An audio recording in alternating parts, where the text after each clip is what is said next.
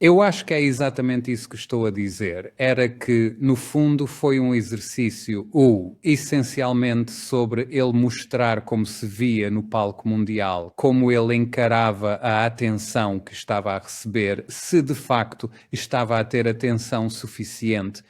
E isso fez com que ele recebesse atenção e nos afastou de outros assuntos que não lhe eram tão favoráveis, a interminável, ou, você sabe, saga Epstein. Mas é essencialmente sobre tentar projetar a imagem de que ele é, sabe, forte, duro e tem visão. Mas, quer dizer, mesmo isso deve tê-lo deixado perplexo, porque ele disse na mesma reunião que queria, sabe, que o preço do petróleo baixasse para $50 o barril. Bem, isso significa que uma grande parte da produção de petróleo americana é antieconómica. Quer dizer, há outros países que são antieconómicos nesse mesmo nível também, como a Arábia Saudita, porque o preço de equilíbrio deles é de cerca de $100. Mas mesmo nos, digamos, campos de fracking dos Estados Unidos, eles precisam, 60 é absolutamente o mínimo. Então ele está dizendo, sabe, bem, estamos tentando baixar o preço do petróleo. E então ele está dizendo que você terá que investir uma quantia enorme em reformar, reabilitar essas plataformas para tirar qualquer coisa da Venezuela, muito menos tirá-lo e vendê-lo. E não é, sabe, não é tão atraente para grande parte do mundo. São apenas pessoas que têm refinarias que precisam desse tipo de petróleo bruto, que foram construídas, projetadas para usar esse tipo de petróleo bruto. Então, foi um encontro bizarro, parece-me ter sido um encontro bastante bizarro de muitas maneiras. Fui informado que com um pequeno interlúdio para ir ver as novas obras de construção que estão a decorrer na Casa Branca, que eu penso que neste momento ainda são uma espécie de estaleiro de obras, mas pronto, enfim, distrações. Então, a manchete principal do jornal Guardian. Isto é exatamente aquilo de que acabamos de falar, Alasdair. O presidente Trump ameaça impedir a ExxonMobil de operar no território venezuelano depois que o CEO da empresa classificou o país como não investível. Ele está bem feliz. Sim, ele está sendo... Graças a Deus por isso, não tenho que assumir o cálice envenenado. É o seguinte, o que o Trump disse, eu provavelmente estaria inclinado a manter a Exxon de fora. Não gostei da resposta deles, estão a ser demasiado espertinhos. Ao que a Exxon dirá, muito obrigado, senhor presidente. Temos formas mais lucrativas de para investir os dólares dos nossos acionistas. Ele está a agir como um verdadeiro gangster, não está? Completamente. Quer dizer, sabe, isto é o tipo de moralidade e estrutura do Senhor dos Anéis. E era sobre isto que eu estava a escrever. Sabe que se perder a narrativa do que uma sociedade espera ser, qual é a narrativa da América, quais são os valores da América, se você perde isso, que muitas vezes se baseia em mitos, nem sempre em história verídica, mas em mitos também, mitos morais que te dão a ética com que você cria os filhos e eles aprendem ética com algumas dessas histórias, muitas delas antigas. Quer dizer, se você perde isso, no que resta? Força bruta. Quer dizer, o Steve Miller resumiu a situação de forma bastante exata quando ele disse, sabe, o que nos resta é um mundo que é governado pela força, pela coerção e pela autoridade, aquela que é a verdadeira lei de ferro do mundo. Bem, sabe, na verdade, o mundo inteiro está agora se ajustando e se adaptando a essa nova realidade. Isso realmente mudou tudo completamente, porque quer seja a China, quer seja a Rússia, em particular, olha para esta situação e diz, bem, nós conseguimos ver para onde isto está a ir. Agora, é um bloqueio naval contra a Venezuela, é um bloqueio naval contra Cuba, um bloqueio naval contra a Rússia está em fase de preparação. Então, Lindsey Graham sorri com um ar de escárnio e diz, bem, as sanções estão a caminho, estão a chegar, na próxima semana iremos implementá-las. Então, o que você acha que a Rússia tem que fazer? Ela tem que, quero dizer, ter algum tipo de dissuasão contra tudo isso. Você não pode confiar apenas na integridade da pessoa com quem está lidando. Você tem que ter uma forma de dissuasão. É por isso que, se você se refere ao Rishnik, acho que foi em 8 de janeiro, é por isso que eles têm resistido com muita força. Não apenas isso, mas também intensificando os ataques direcionados à infraestrutura da Ucrânia, porque há muita pressão agora, mesmo na Duma, há pessoas que estão a pressionar e a dizer, não, olha, sabes, temos estes exércitos de reserva que não foram envolvidos diretamente na Ucrânia, o Estado-Maior, tem de os libertar, eles devem entrar em combate, queremos avançar com isto rapidamente. É preciso agir rapidamente, porque o que mais se pode fazer num mundo que só reconhece a lei de ferro da autoridade e da coerção? Quer dizer, não faz sentido algum pensar em negociar um acordo, uma solução desta forma. O mesmo é óbvio para o Irã. Hoje no Irã há grandes protestos a acontecer nas grandes cidades enormes. Quer dizer, aquele período dos protestos está a chegar ao fim, está praticamente terminado. Na verdade, está a ser substituído por massivos protestos pró-iranianos. Quer dizer, há simplesmente enormes manifestações em Teherã e em outras cidades apoiando o governo e contra estes indivíduos muito violentos e treinados.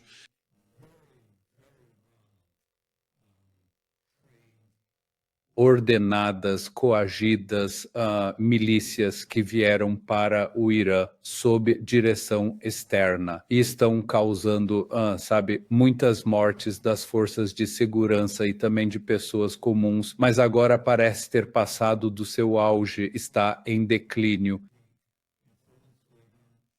Você não precisa acreditar em mim, porque, você pode pensar que você quer uma fonte menos, óbvia, mas ouça alguém que é um especialista em segurança israelense. Um dos correspondentes de segurança, Pause, é quem eu sigo há muito tempo, Pause, porque ele é completamente profissional. Ele não faz propaganda como tantos no mundo de hoje. Ele diz, quer dizer coisas que desapontem não só os telespectadores, mas também a mim mesmo. Não vemos rachaduras nos mecanismos do regime, no governo, nem em seus 2 exércitos, o regular e os guardas revolucionários. E não vemos disfunção no Basiji. Vemos alguns sinais de hesitação aqui e ali. Nada além disso. Não há um aumento no volume das manifestações. Não está a assumir uma dimensão maior. E então ele continuou a falar sobre Reza Pahlavi, dizendo, ele está a tentar, mas está a falhar em se tornar um guia. Alguém que consiga guiar a revolta, tal como Khomeini fez no seu tempo, quando ele estava sentado em Paris e emitia ordens diárias e as massas obedeciam. Portanto, é preciso dizer com toda a honestidade que levará semanas, muitas semanas, até que consigamos entender para onde as coisas estão a caminhar. Então, isso é alguém de Israel, um especialista em segurança realmente profissional, e é bastante verdade. Quero dizer, veja bem, tudo isto está a ser orquestrado a partir do exterior, que é levado a cabo, em primeiro lugar, por uma coleção de indivíduos, o MECA, os Mujahedin al-Haq, que estão a ser treinados na Albânia. Existe um campo de treinamento que a CIA mantém na Albânia, com cerca de 1000 homens sendo preparados para serem infiltrados no Irã, e de curdos que estão entrando no Irã, atravessando a fronteira do Iraque, e curdos sírios que também estão indo para lá. Eles também foram treinados, seja pelos Estados Unidos, seja pela Grã-Bretanha, seja por Israel, para ir lá e criar essas perturbações. E tenho que dizer, nós tivemos manifestações periodicamente no Irã, mas estas são muito mais violentas.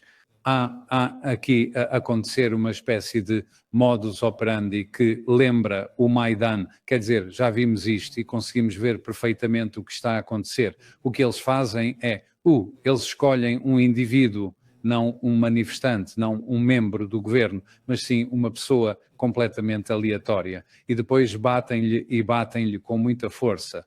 E as mulheres que estão ali presentes filmam sem parar e dizem: continuem, matem-no, queimem-no. E então, é claro, as forças de segurança chegam e elas atiram contra essas pessoas que estão espancando brutalmente este homem. E então eles estão armados e revidam contra as forças de segurança. E as forças de segurança, inevitavelmente, acabam por matar alguns dos transeuntes inocentes. E então isso se torna um grande evento. E então, de certa forma, ganha força. E é isso que, sabe, é isso que eles estão tentando fazer com essas coisas, é bem óbvio, mas acabou. E uma das razões para ter acabado é o enorme evento que ocorreu nos últimos 2 dias, que é o Irã, com o apoio de seus amigos, ter a tecnologia para desligar o Starlink. O Ocidente forneceu cerca de 40 mil terminais Starlink e até 90% destes estão agora inoperantes. E eu acredito, não posso te dar uma certeza absoluta, mas eles também possuem novos meios técnicos para identificar os usuários do Starlink e estão os prendendo. É justo opinar que tudo isto foi causado pela CIA, MI6 e Mossad? E se a resposta a isso for sim, isso significa Donald Trump, Keir Starmer e Benjamin Netanyahu, a menos que essas 3 entidades de inteligência sejam completamente desonestas e possam matar pessoas sem autoridade. É muito claro e está mais do que provado. Quer dizer, olha, nós vimos todas essas partes se juntarem só com a reunião de Mar-a-Lago, na qual, sabe, e nós conversamos sobre isso, eu acho, mais cedo, em outra, na semana passada ou na semana anterior. Todos os elementos para isso estavam sendo preparados e os precursores de algum tipo de ataque ao Irã eram bastante óbvios. Quero dizer, a primeira coisa foi a desvalorização da moeda, do real, o que de facto perturbou os bazares, embora os bazares sejam muito claros no seu apoio ao governo, as pessoas do bazar, a classe dos comerciantes está a apoiar o governo.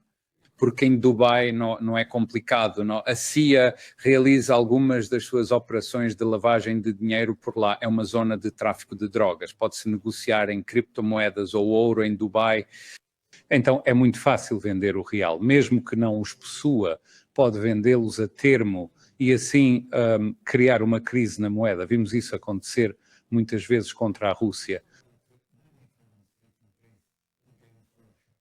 Ao mesmo tempo, então, você tem o início das manifestações acontecendo no terreno e então você vê essa propaganda massiva dizendo, sabe, o líder supremo está meio que procurando uma saída, ele está prestes a voar para Moscou. Bobagem, tudo, quero dizer, pura...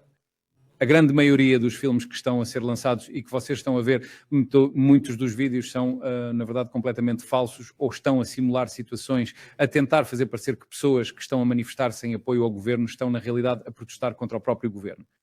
E alguns deles, eu vi alguns dos vídeos, eles até tinham grandes, luzes de estúdio no fundo e não conseguiram tirar isso dos clipes antes de colocá-los no site. Então, há uma enorme propaganda envolvida.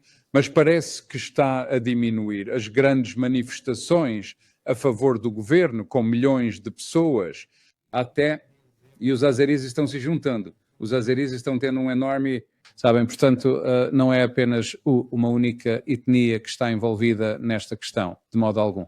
Os curdos desempenharam um papel absolutamente crucial nisto e estão a ser detidos e removidos. Portanto, a situação está a mudar drasticamente. Acabou. O que é que isso significa, afinal? Bem, é muito cedo para dizer. A retórica de Washington, a retórica de Israel, claro, continua a dizer que está em andamento e que há sacos de corpos, às centenas ou 200 ou 1000, e que temos de intervir. Eu não tenho bem certeza, sabe? A questão é que eu acho que eles pensaram, como já tinham feito em 12 de junho, que o Irã era um castelo de cartas. E o ataque, então, o ataque de decapitação, aquele que foi o coordenado entre os Estados Unidos e Israel, esse ataque onde muitos do alto comando do exército foram mortos, assim como cientistas envolvidos no programa nuclear foram assassinados, eles pensaram que o país ia implodir, mas não implodiu. Então, esta é a segunda ocasião em que eles estão tentando realizar isso, uma alteração de regime. Desta vez, por meio de manifestações de caráter violento. Eles tentam torná-las violentas, e virá-las contra o governo, e não está funcionando. E então, agora, a questão que o Trump enfrenta, a questão que o Netanyahu enfrenta, bem, é uma coisa intervir quando o governo está fraco e a mostrar sinais de desintegração. Na verdade, o que vocês estão vendo agora é um sinal, novamente, como viram em junho, de que o governo está se recuperando rapidamente, se unindo com agilidade e apresentando uma face completamente diferente. Será esse um bom momento para se lançar um ataque militar contra o Irã? Eu acho que a pausa com uma questão diferente. Temos que esperar para ver. Aqui está. Presidente Trump, na noite de ontem, a bordo do Air Force One, no seu voo de regresso de Mar-a-Lago para Washington, D.C., dizendo que o Irã deseja negociar. E vamos passar o clipe em 1 minuto, mas isso me lembra da última vez que ele falou sobre o Irã negociando e os negociadores estavam prontos para ir ao local da negociação quando ele e Netanyahu atacaram. Mas isso é pause relativamente curto. Diga-me se isso é crível. Chris, corte número 3. O Irã ligou para negociar? Ontem, os líderes do Irã ligaram, eles querem negociar. Acho que estão cansados de apanhar dos Estados Unidos. Pode dar detalhes dessa chamada? O Irã manifesta o desejo de negociar, sim. Negociar o quê? Podemos nos encontrar com eles. Quer dizer, é que uma reunião está sendo marcada, mas talvez tenhamos que agir por causa do que está acontecendo antes da reunião, mas uma reunião está sendo marcada, o Irã ligou, eles querem negociar. Negociar o quê? Acho que ele está apenas a tentar reencenar toda a saga da Venezuela e dizer, bem, eu negociei com o Maduro, quer dizer, mas eu não aceitei o que ele havia dito, ele simplesmente não iria. E então eu acho que ele ainda está, com essa tática de que, de alguma forma, se apenas o líder supremo puder ser removido, então haverá alguém mais maleável que esteja disposto a negociar. Veja bem, tudo o que ele está a fazer é simplesmente usar a linguagem padrão que o Irão sempre utilizou. Estamos sempre dispostos a negociar, mas não aceitaremos abrir mão do nosso programa de enriquecimento nuclear dos nossos mísseis ou dos nossos amigos. Então, se quiserem falar connosco, sabem, bem, podem fazê-lo. Mas quer dizer, de fato, que tem de ser Washington que, se quiserem, cede às exigências iranianas, em vez de o Irão estar, digamos, a implorar por conversações com a América para, de certa forma, remover o líder supremo ou algo assim, e que Pezeshkian se torne, o rei do Irão. Não vai acontecer, não, de jeito nenhum. Acho que era uma loucura pensar que isso funcionaria na Venezuela. É ainda mais insensato imaginar que isso vai acontecer, porque, na verdade, muito mais do que o governo, o sentimento popular é pelo líder supremo.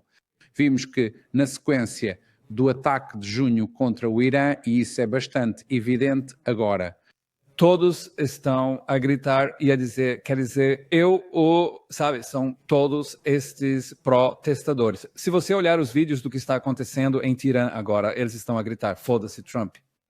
Eu me refiro a ele, não aos Estados Unidos, mas de forma pessoal, que se foda ele. Incrível. Alistair Crook, muito obrigado. Obrigado pela sua descrição, claro, sem surpresa, quando estão a citar o que está nestes cartazes. E obrigado, claro, pelo seu tempo, meu caro amigo. Esperamos vê-lo novamente na próxima semana.